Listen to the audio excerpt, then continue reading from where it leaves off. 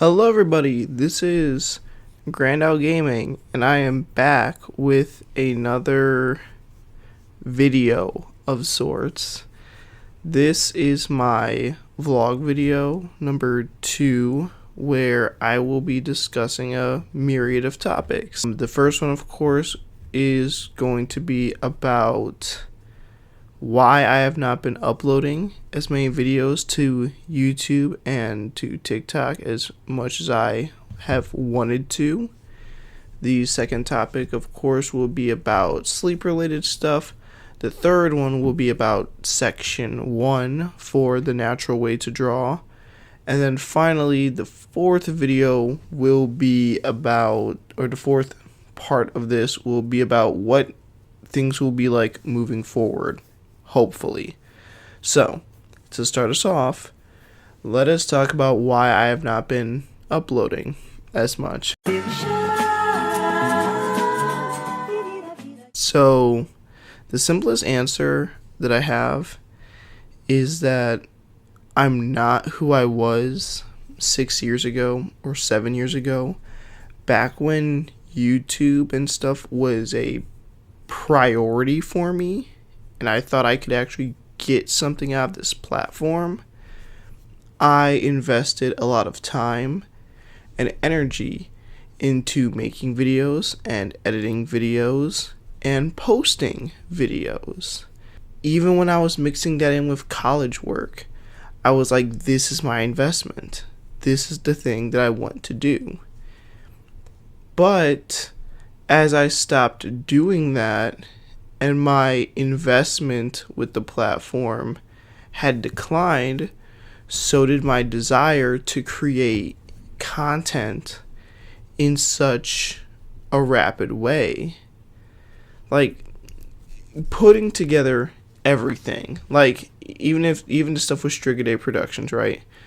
That was a video that, took me like at least a few days to get people together to do the recording stuff for it, get a storyboard down, and then like 10 hours to actually like draw all of the frames and get that storyboard together for this contest I was working on. But that was all for a piece of artwork or a piece of content, whatever you want to call it, that I was invested in. And YouTube just happened to be the medium for me to post that thing.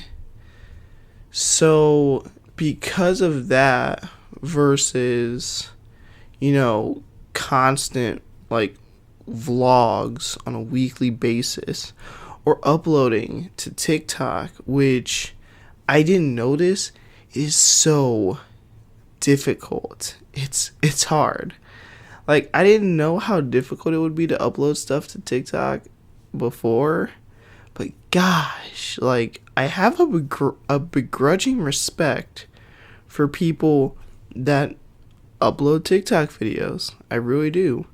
My best friend, Mitchell Matthews Music, I forgot what he calls himself now, but he makes that thing look so easy, but it is not at all. So much newfound respect for a lot of you TikTok folks that deal with choreography and lip syncing and stuff and all of that editing and post business. It is insane. So there is that. But, aside from that, that's not my business, or at least the business I want to get into. So when I think about that kind of stuff, it's not as big of an investment to me, so I don't think about it. Now, am I still drawing the stuff? Of course I am. This has been a very, very productive month, and I would love to show you all the stuff that I've been doing in this book. But I feel like that what happens is that I get so caught up with the actual learning aspect of it that I push the content creation part to the wayside in favor of just learning stuff, and then just like going to bed as soon as it hits 3 in the morning. Because editing this stuff, like I said, it's not easy. The latest video that is probably up right now, Nicolaides exercise 1B. It's a 4-minute 13-second video, but it took me 20 to like 15 minutes or whatever to just edit it, to put it together. Now my phone is kind of butt, and it is it's chugging, man. It's on its last leg. I'm probably gonna get rid of my old phone when my studies are through, then invest in a new one or something. But that's beside the point.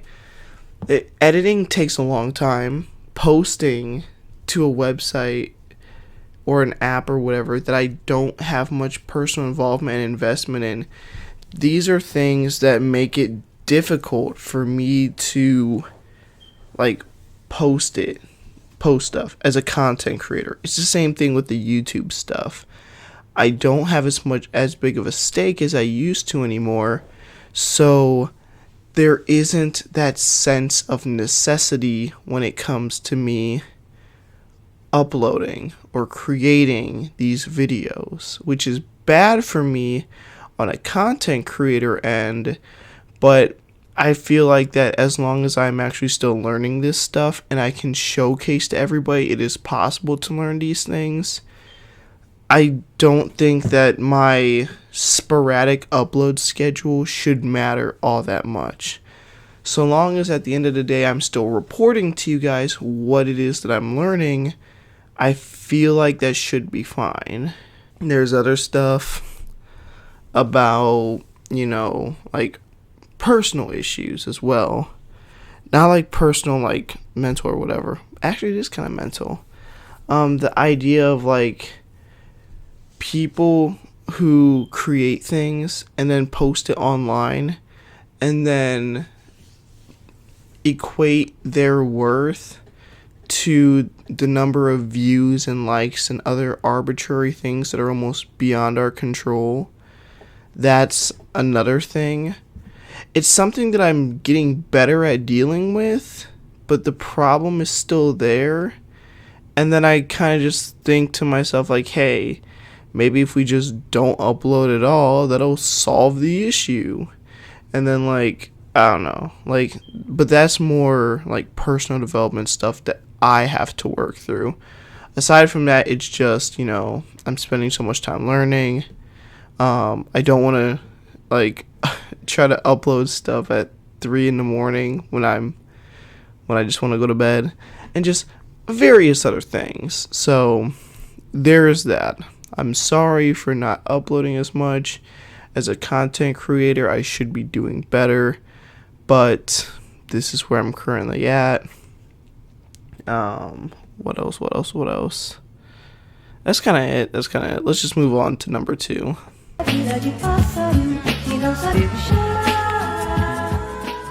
So, sleep stuff. Sleep.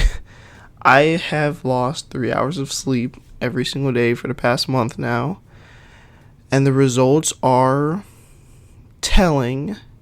There are only 2 that I can really think of. The first one is like slightly elevated levels of aggression when I'm at work. So when I'm normally at work, like you're in a kitchen with a bunch of dudes or whatever. People make like little snide comments or whatever, all that business. Normally what I do is like I laugh, and I'm kind of quiet about it, try to avoid the situation. Nowadays, especially with things beginning, I'm more prone to like talking back or snap. Not to any superiors or anything like that. No, I'm not over here like yelling or talking back at a manager, but I mean more or less in the sense of like if somebody says something like snide or as a joke, I will like try to crack back at it or something. So there is that. No like physical aggressions. I'm not like put up your dukes, like let's do like no, nothing like that. But I am noticing that there is that verbal aggression that has certainly taken foot with my lack of sleep. The only other thing is I have been prone to just falling asleep in random spots.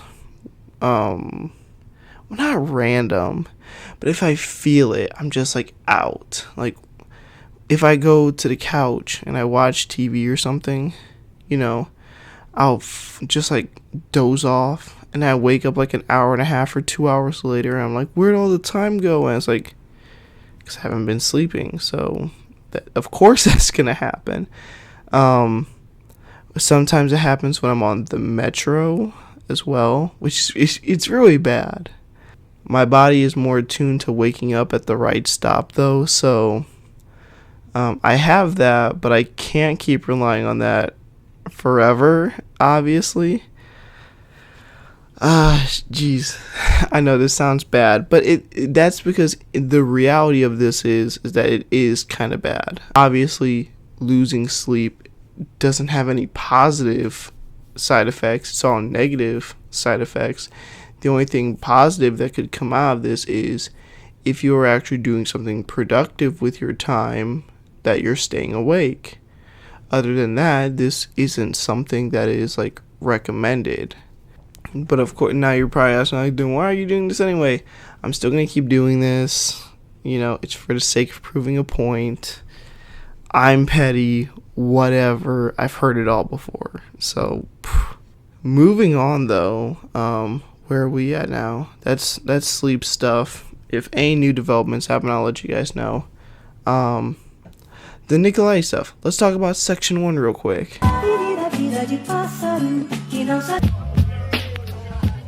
Section 1. So with section 1, there are 3 things that are introduced: contour, gesture, and then cross contours. So the way that contour works is that it's kind of like you're looking at a model, right? And you have to keep your eye on the model as you draw them. Like, you cannot look down at your paper. So basically, it's kind of like if you start, like, let's say, like, I'm the model, right? You start right here at, like, this little part of my hair. You're drawing down, you're still drawing, and whatnot. Now you've reached the neck. Now you're working your way up the neck. Oh, now you run into the ears. Now you're doing the contour of the ear, and now you're like right here at the internal part, this little part between hair and skin. You're working your way up there. Now you're working on the outline of the glasses, and you go from that arm all the way right here to the front frame, and now you're going down, and then like so on and so forth, basically. So it's like you're working in a continuous line, trying to like get the outline and like the internal like parts of it correctly. You'll notice that with my videos, that was everything for section 1A, and of course this is followed up in sections 1B through E as well. And you'll notice that my stuff looks kind of blobbish and whatnot. Don't worry, this is all intentional. Actually, here, I will read to you some excerpts and some pages from The Natural Way to Draw so you can understand how contour drawing works a little bit better. Exercise 1. Contour drawing. Sit close to the model or object which you intend to draw and lean forward in your chair. Focus your eyes on some point, any point will do, along the contour of the model. The contour approximates what is usually spoken of as the outline or edge. Place the point of your pencil on the paper. Imagine what your pencil point is touching the model instead of the paper. Without taking your eyes off the model, wait until you are convinced that the pencil is touching that point on the model upon which your eyes are fastened. Then move your eyes slowly along the contour of the model and move the pencil slowly along the paper. As you do this, keep the conviction that the pencil point is actually touching the contour. Be guided more by the sense of touch than by sight. This means you must draw without looking at the paper, continuously looking at the model. When you have looked at your first completed contour drawing, you've probably laughed. No doubt the lines sprawled all over the paper, the ends did not meet in places, and one leg or arm may have been much bigger than the other. That should not worry you at all. In fact, you will really have cause for worry only if your drawing looks too correct, for that will probably mean either that you have looked at the paper too often or have tried too hard to keep the proportions in your mind.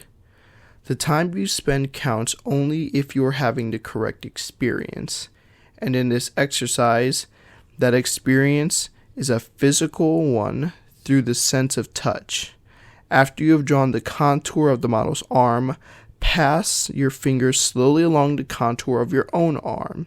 If the sensation of touch is just as strong in the first act as in the second, you have made a good start, regardless of what your drawing looks like. Now that you guys know how this stuff kind of works, let's move on to the second one, which is gesture. So if contour was just like strictly about like understanding how the outline and stuff works and being as crisp and precise with your eye matching the pencil as best as you can, gesture drawing is the opposite of it. It is just understanding how the movement works and how the thing is supposed to feel. Now I'm going to read to you the excerpt for the gesture stuff so you guys understand how that works. Exercise 2, drawing gesture. The model is asked to take a very active pose for a minute or less and to change without pause from one pose to the next. If you have no model, or frequently, even if you do, you should go to some place where you are likely to see people actively moving about. A playground, a football game, a bargain basement, a busy street, a lumber mill, a swimming hole, a building under construction will give you excellent opportunities to study gesture. As the model takes the pose, or as the people you watch move, you are to draw, letting your pencil swing around the paper almost at will, being impelled by the sense of the action you feel. Draw rapidly and continuously in a ceaseless line from top to bottom, around and around without taking your pencil off of the paper. Let the pencil roam, reporting the gesture. You should draw not what the thing looks like, not even what it is, but what it is doing. Feel how the gesture lifts and droops, pushes forward here, pulls back there, pushes out here, drops down easily there. Suppose that the model takes the pose of a fighter with his fist clenched and jaw thrust forward angrily. Try to draw the actual thrust of the jaw and the clenching of the hand. A drawing of prize fighters should show the push from foot to fist behind their blows that make them hurt. My students eventually began to call these studies scribble drawings. They are like scribbling rather than printing or writing carefully, as if one were trying to write very fast and were thinking more of the meaning than the way things look, paying no attention to penmanship or spelling, punctuation, or grammar. One student said of his first gesture drawings that they looked like nothing but a tangle of fishing line. The drawing may look meaningless, but the benefits that you have at the moment of reacting to the gesture will pay large dividends eventually. Before your studies from this book are over, you will have made hundreds of these scribble drawings. You will never exhibit one of them. They're considered purely as an exercise, yet they will give you an understanding and power which will eventually find its way into all of your work. No matter what path you pursue, you keep going back to gesture. Now that you guys understand how gesture works a little bit better, we can go on to number 3, or exercise 3, which is the cross contours. The cross contours, they're like lines that help you understand the depth in a 3-dimensional sense, how your drawings are supposed to work. And I can't discuss it right now, but like right now it doesn't seem like it's that useful, but I guarantee you guys, when you get into section 3 and you guys start working with like crayons or lithograph crayons, and you understand how like depth and shadow and stuff works, it all makes sense. It'll click together. Trust me on it. I need you guys to believe me on this. So, aside from that, I'm already gonna tell you guys right now, the gesture stuff, I looked ahead. It goes on for like 15 or 16 sections. So like for the next 60 to 80 days, expect that stuff. When you look at my TikTok videos, because gesture is a very big part of it. So there is that. Don't really know what else to say in that regards. Let's just go into the last part right here and discuss like the future of this stuff.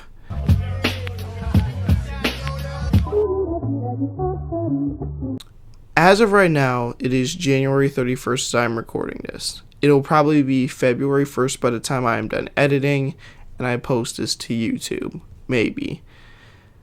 What I want to do is that by my next off day, which would be Saturday, February 3rd, I want to make a video talking about section 2. And what I want to do is that for my next set of off days, like all my 2 off days, I want to talk about a specific section, how I am doing personally, and also like how the sleep stuff is going. Maybe I'll cut out the personal stuff. I don't know. But I do want this to be a discussion about how I am treating myself during this process and how I am treating the like artistic process of doing this.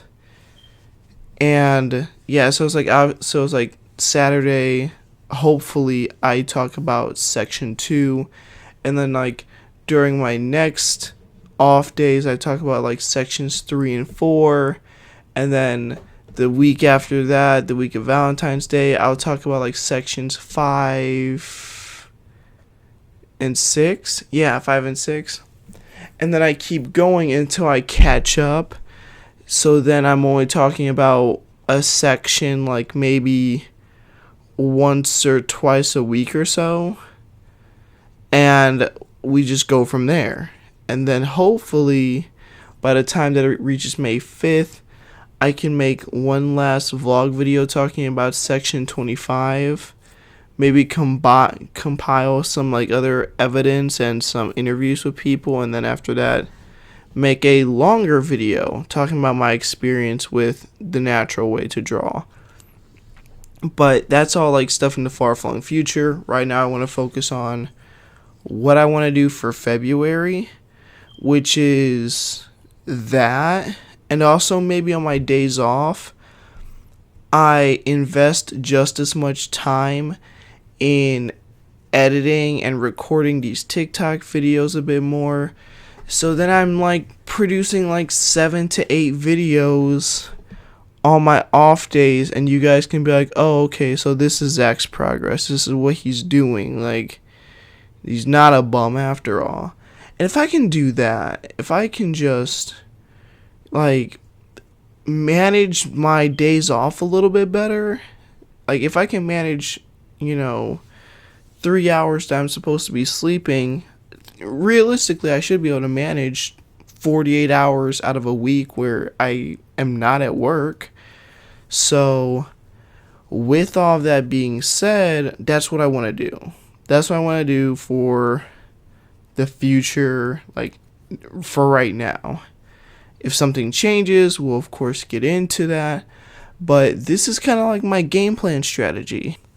Figuring out how to conquer TikTok's editing system, dealing with my own sleep thing, and of course, discussing the sections with you guys and getting some artistic insights on what people can do with their time and just stuff like that. We'll see where this takes us.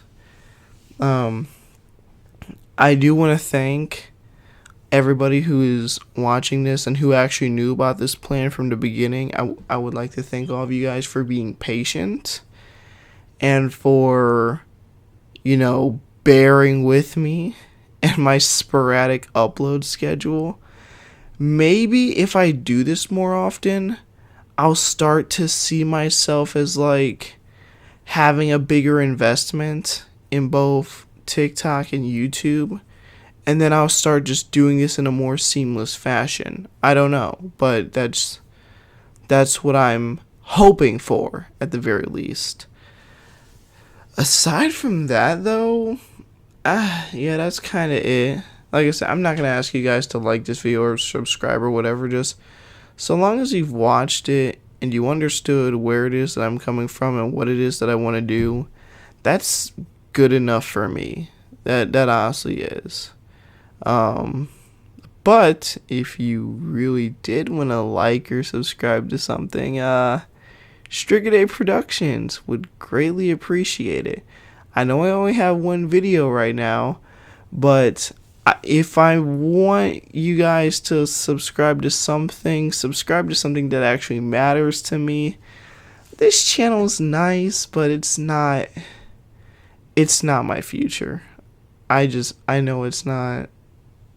Strigaday Productions is, I draw, I write, I animate. You've seen it all before. You've heard me say all this stuff before. But aside from that though, thank you all for listening, and I hope to see you guys on Saturday, or at least I hope you guys get to see me on Saturday as I talk about Section 2.